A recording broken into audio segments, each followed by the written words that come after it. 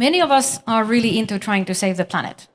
We will maybe do a 1-week vegan challenge, or we'll buy a pre-loved handbag. And when we order a cafe latte, definitely with oat milk. And how many of you have clicked that button of pay €5 extra for sustainable fuels when you book your flight tickets for that nice weekend trip to Barcelona? Yeah, I can see a few hands. What if I told you that that's actually not the smartest use of money for the climate? I'll come back to why. But before that, we need to talk a little bit about emissions reduction at system level. So, climate change was predicted by a Swedish scientist already almost 130 years ago. There's nothing new. But it took us until the 1990s before nations started to come together to talk about, so what are we going to do? Our track record so far is not fantastic. The International Energy Agency reports that emissions actually increased by 47% from 2000 to 2022. But underneath that lies some good news. Both Europe and the US in the same time period actually managed to reduce emissions by approximately 20% each. So let's learn from how that happened. In the US, the key was shale gas. So a new technology called hydraulic fracturing was invented, combined with horizontal drilling, was invented to tap into gas reserves that were earlier not accessible. This led to a lot of cheap gas, which displaced coal in power generation. So it's a purely economical affair. There was no intent as such to reduce emissions, but it happened very effectively. In Europe, the story was different. There was very ambitious climate policy by the EU in the early 2000s. We created an emission trading market, but most importantly, we set targets for renewable electricity and heat energy. Member states made different support schemes to make sure that those renewable energy targets were met. We got a lot of investments into solar and into wind, so much, in fact, that solar and wind became the cheapest ways of generating electricity. Of course, Europe didn't really do this alone, so the Chinese were very helpful in actually bringing down the cost, especially of solar, and also investments were made in other geographies. Nevertheless, we again are back to that favorable economics actually eventually led to emission reduction. Okay, so this is simple. Why don't we just replicate this in all remaining areas of emissions? Of course, it's not that easy. So if we take the example we were already onto a little bit, flying. Sustainable airline fuels, be it bio-based or more advanced hydrogen-based e-fuels, unfortunately, however much we scale, they're still going to be very expensive compared to just using regular airline fuels. So the mechanism that worked for renewable electricity isn't really available for us. How do we solve that? We'll come back to that shortly. And why am I talking about all this? Because we were supposed to talk about oat milk. Well, the big idea I wanted to share with you is the following. When you take action on your behalf to save the planet, in fact, you are always having some sort of system impact. And to explain what I mean, and also to help you think about this in a structured manner, I'd like to introduce you to 5 categories of action that you can keep in consideration. The first one is, I admit, it's cheating, right? Because it's actually a category where you don't need to do anything. It's enough that you just watch, or sometimes I call it just vote. This is a category where actually the system does the thing for you. And so, for instance, the electricity system gets greener and greener every year without you actually having to do anything about it. I was personally, together with several 100,000 of Helsinki inhabitants, very much a beneficiary of this 1st of April. My carbon footprint went down by 25%, had to do nothing.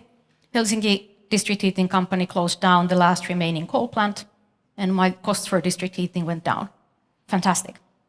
Unfortunately, not all of the emissions are easily reduced like this. So we need more categories. The second one, which I hope I will get to soon, is a category where there's still a positive correlation between cost and emission reduction, or economics and emission reduction. So they go hand in hand. However, still we have this category. So talking about waste, we waste a lot. Every Finn generates 65 kilograms of food waste per year.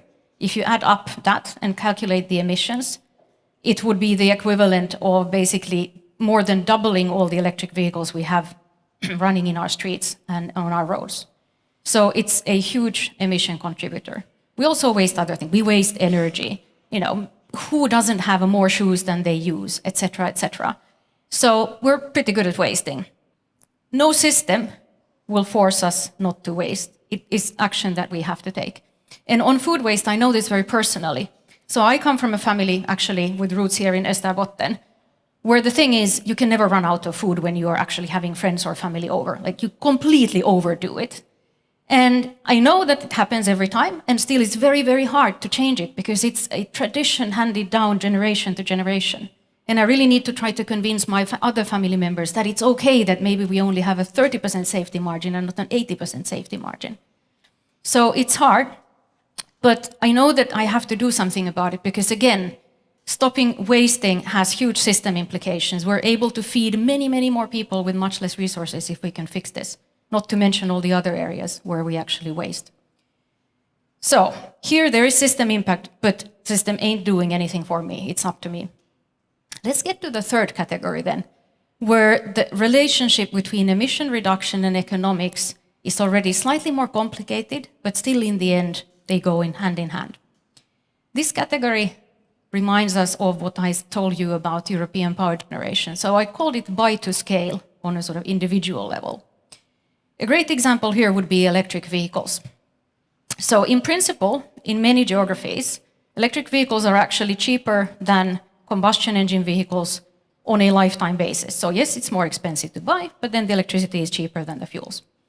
Now, still many people are saying today, okay, but I'm going to wait, not getting the electric vehicle just yet, because A, it actually is more expensive, so I'll wait until it gets cheaper.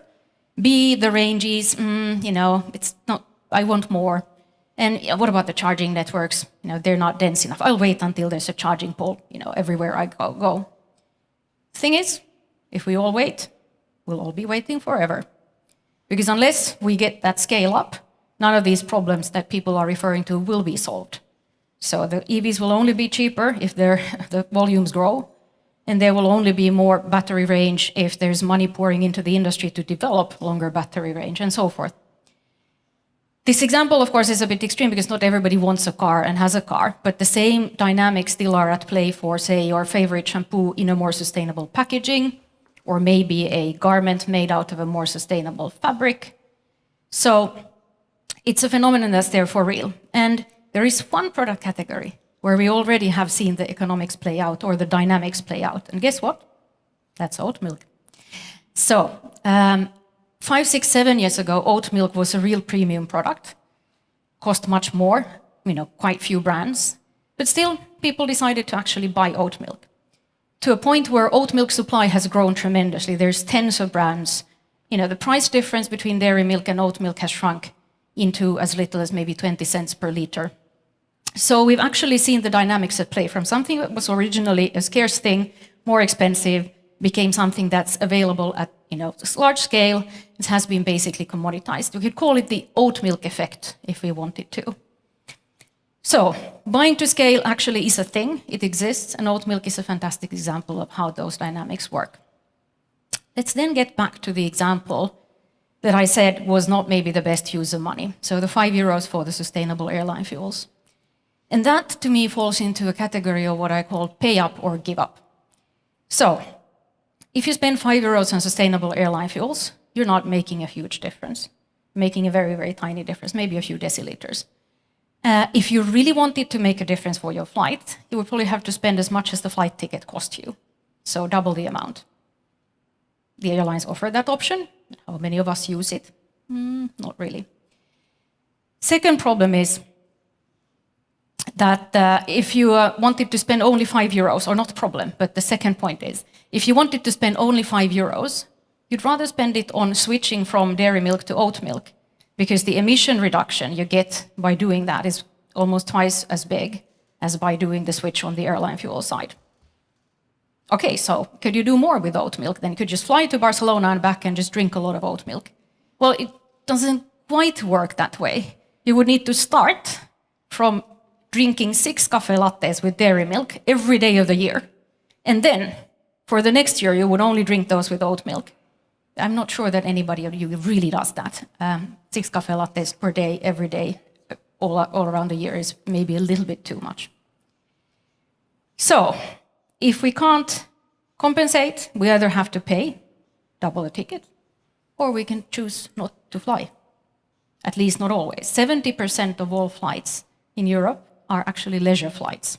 They're flights we choose to fly because we want to, not because we have to for work. All right, one more category to go.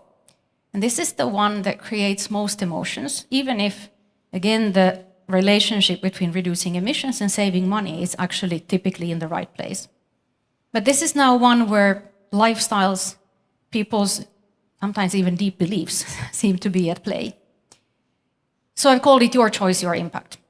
And what am I talking about? I'm talking about choices like what we eat. Do we eat meat? Do we eat beef? I'm talking about, do we want to drive our own car? Do we do public transportation? Topics that I found raise a lot of emotions. But these choices too have system impact. So if I'm using public transportation, and we all are, public transportation will have more money to increase the services, which will be making it more attractive to us and potential future users.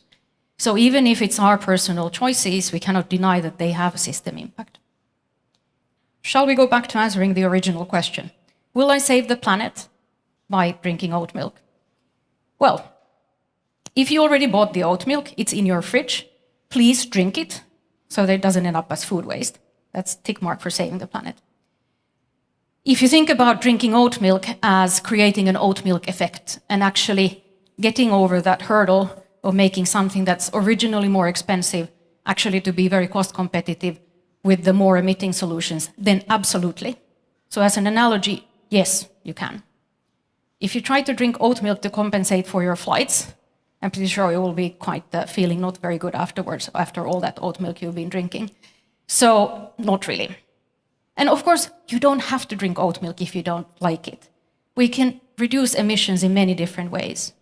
But what I would want to leave you with is, next time you make choices about where you go, how you go, when you just even spend money on anything, you have the opportunity to think about not only what's the immediate impact of that choice, but also how that choice contributes to bringing the system we live in into a more structurally sustainable place.